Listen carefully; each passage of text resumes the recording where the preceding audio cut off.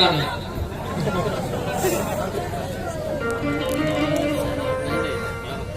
सुमिरन वंदना समाप्त हो गई।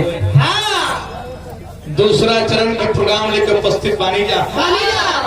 बड़ा ही सराहनीय वंदना के कार्यक्रम माननीय व्यास दुर्गुण तिवारी जी से सुन ली सर। दुर्गुण तिवारी दुर्गुण बाबा सुन के मन प्रसन्न हो गई। भोजपुरी में कह जले दिल दरिया हो गई। तिवारी बाबा गावा तनी कौन राम प्रसाद भैया भैया खाली हवा माने को लोग हवा मौत बतिया तनी याद है। देखिए कोनो काम अति होई ना तो पर अति हो जाए खराब हो जाए अति सरल बन जाए। लैट्रिन ना होना भी दिक्कत है। लैट्रिन ना होई तो दवाई खाए के पड़े। लैट्रिन 20-25 को हो गया तो दिक्कत सलाई लगा के पड़े। 950 ग्राम धान में 50 ग्राम मुस्कोइल मिला के बिका जाए और 950 ग्राम मुस्कोइल मिला के है। देखिए भैया मेन हमिंग बना रहा है। 950 ग्राम मुस्कोइल में 50 ग्राम धान मिला के ले जाएंगे बेचे। बनीवा लेबो न करिए मार के कोई दियो तो शुरू में कोई कर्म आसान नहीं होता। शुरू में कोई कर्म आसान नहीं होता। बिना संघर्ष किए किसी का पहचान नहीं होता। सच तो ये है कि बिना छेदी हथौड़ी के मार खाए बिना पत्थर भी भगवान नहीं होता। लेकिन आकाश क्या बताएगा कि रातें कितनी गई है? अरे पूछना है तो सितारों से पूछो। नदियां कितनी उफान मारी है लहरें क्या बताएंगे? पूछना है तो किनारों से पूछो। हम कितने बुरे हैं ये लोग क्या बताएंगे? पूछना है तो अपने आप से पूछो। दुल्हन कितनी रोई है बारात क्या बताएंगे? पूछना है तो कहारों से पूछो। नहीं तो उसके साथ जाने वाले सारों से पूछो। नहीं तो पाहों से पूछो। महाराज अगर टोली में कहाँ विदाई होता है गाड़ी तो मारुति कार स्कॉर्पियो में होता जी। ओहू में लेके के भाई जाता जी। जी लेकिन जब उपलक्ष्य में हमने कल मैंने बात होके के चाहे यही खातिर हमने के लोग ब्यास कहला। मतलब ब्यास ना ही हम लिखे ब्यास के काम मतलब हो गांव गांव में छड़ी लेके रुपए कमाई चलो। जब उपलक्ष्य में अल्लाहदारी ना गांव का जवान भाई खुश ना होई। अल्लाहदारी का वाला कम तो जवान भाई खुश होई कह के ठीक बा। आ जहां अल्लाहदारी ना गो तो के चल रे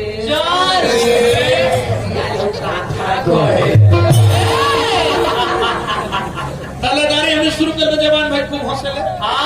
तो बूढ़ो कट्टा उठ के चल रहे एगो बीड़ी चल ये गरी लौने छोड़ पे आसे हो गए। तो हमने के दोनों 10 मारा लेंगे। हां जी। आज स्वर्गीय सोनू यादव इस दुनिया में नहीं रहे। अफसोस है 7 को जिनकर बेटा। अरे दादा केहू ना रोकल जा से कि लोग ही ऐसा है कि मैं भगवान के बाबूजी आई है वो जाई है। इन लोग के नाम मृतलोक है। यहाँ जीना ही आश्चर्य है। ऐसे कहे के भावा गई मैडम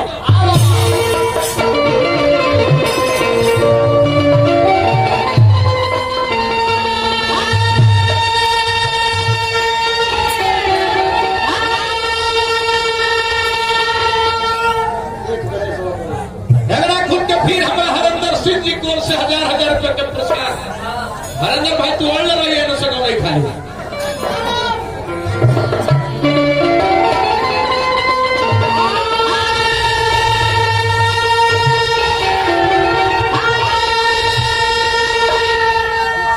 गीता के अनुसार नई आत्मा जन्म लेती है नई आत्मा मरती है। आत्मा सिर्फ वस्त्र बदल देती है।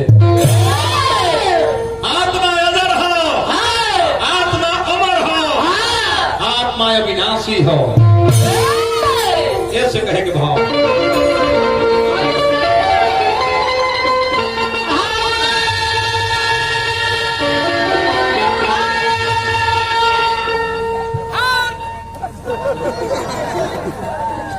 है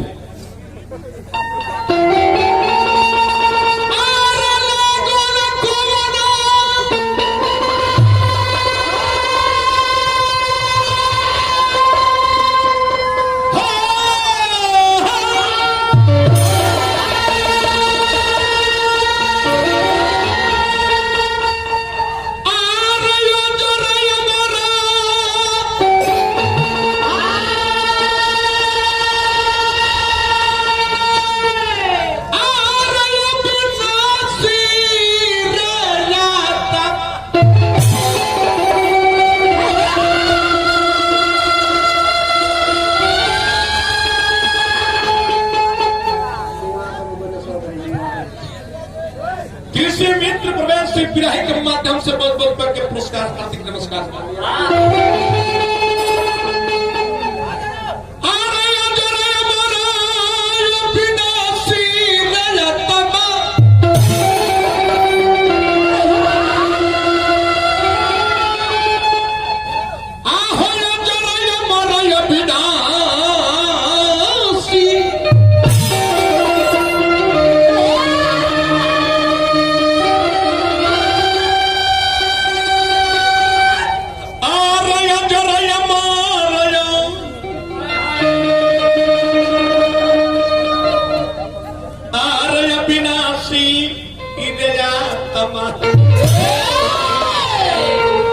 रिया तमा अनि रनिंग दिखा रहे पूजावा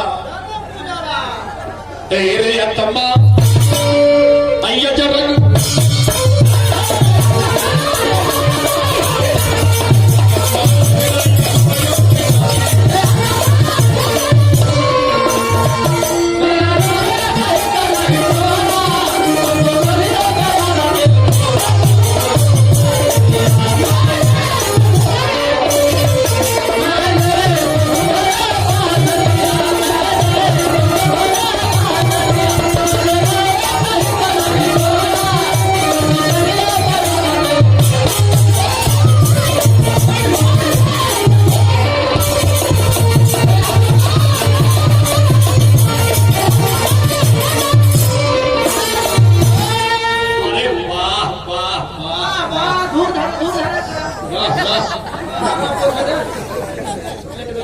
देखी कफन में किसी का जेब नहीं होता, कोई कुछ लेकर जैसे नहीं जाता।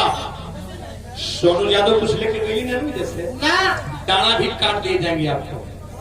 किसी ने खूब लिखा है बख्श देता है खुदा उनको जिनकी किस्मत खराब होती है, वो हरगिज ही बख्श जाते जिनकी नीयत खराब होती है। न मेरा एक होगा न तेरा लाख होगा, न तारीफ तेरी होगी न मजाक मेरा होगा। अरे साहे शरीर पर करूर मत कर, तेरा भी रात होगा मेरा भी रात होगा। जिंदगी भर ब्रांडेड ब्रांडेड करने वाले याद रख कफन का कोई ब्रांड नहीं होता। कोई रोकर दिल बहलाता है, कोई हंसकर दर्द छुपाता है।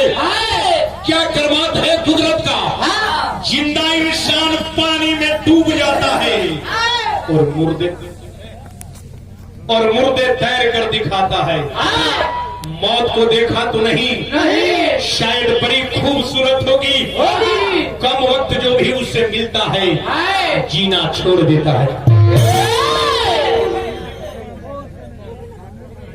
अच्छा वो रोड में रास्ता पर गाड़ी है, रास्ता अवरुद्ध है, कृपया गाड़ी ड्राइवर साहब गाड़ी अपना साइड कर दे। इसीलिए कहता हूँ यारो न जाने जिंदगी की आखिरी रात कब होगी। हंसते जुलते मिलते बातें करते रहो यारो, न जाने एक दूसरे की आखिरी मुलाकात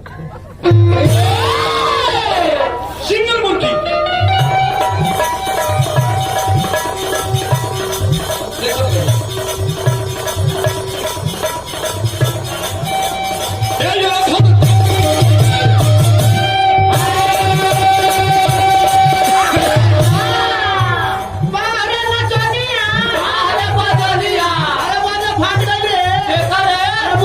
तीन आधा हो गए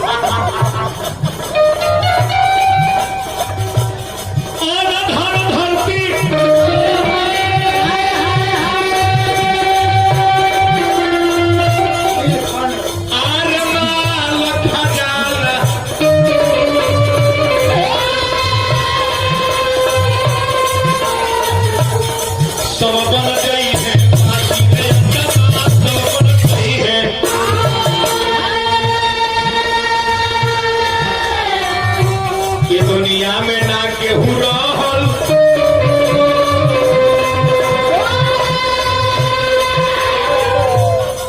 सभे कोई जाई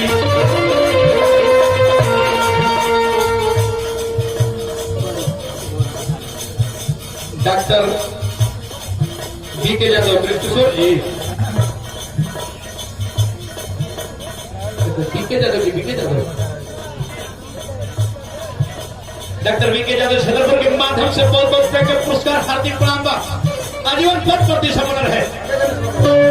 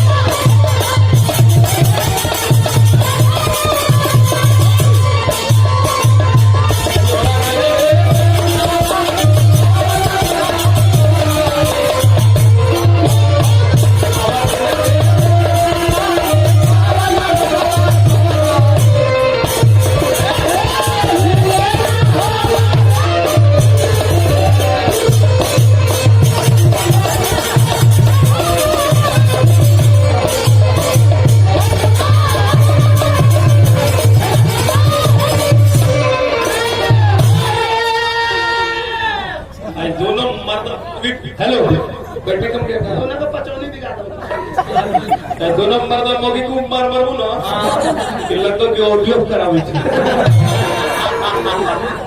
पंचायत ऐसे कह के भाव आ गई ई माया के दुनिया हम बाबू